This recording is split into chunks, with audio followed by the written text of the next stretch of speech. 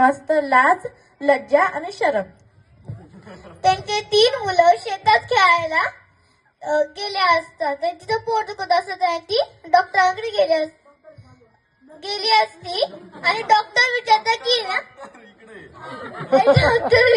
की तुझं नाव काय. मग ती बोलती माझं नाव काय. डॉक्टर परत विचारतात की तुझं नाव काय.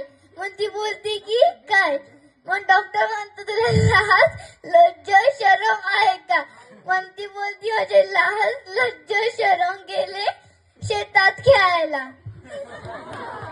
ठीक आहे. आता अर्थ ऐकून घ्या.